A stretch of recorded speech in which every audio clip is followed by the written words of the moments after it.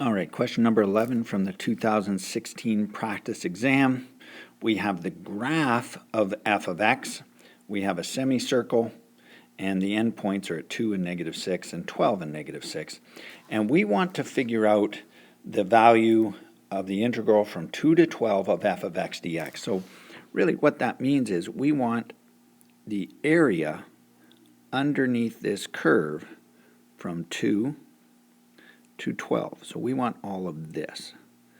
Okay, so we're going to think about a couple of things. One, it is underneath the x-axis, so our final answer should be a negative in some regard. So we'll see what's going to happen down here.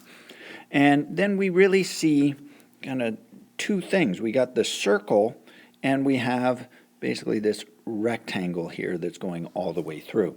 So I'm going to set this up as finding the area under of this rectangle, and then we can try and get rid of the area that would be in this circle here. All right, and we'll be left with what we need here.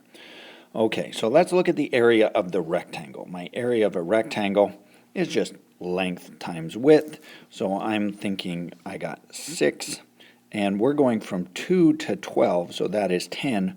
So the area of this rectangle is 6 times 10, or 60. So we're going to have 60. All right. Now we want this circle. So I want the area of this circle. It's actually a half circle, so that is pi r squared. So there's pi. Now my radius, we want half of this. So this we've already said was 10, so half of that, my radius is going to be 5. So this is 5 squared, or 25 pi. Now that would be the whole circle, so we got to cut that in half. Right? So we're going to cut that whole thing in half. Okay, so there's the area of my rectangle, there's the area of my circle. Now we got to be careful because we already said earlier that my answer is negative. It's kind of below, so we got to consider what's happening below here.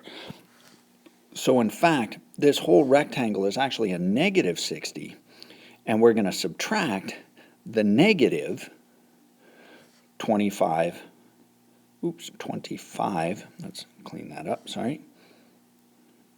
We're going to subtract 25 pi by 2. Well, that becomes positive, so we have negative 60 plus 25 by 2, pi by 2, and that is C.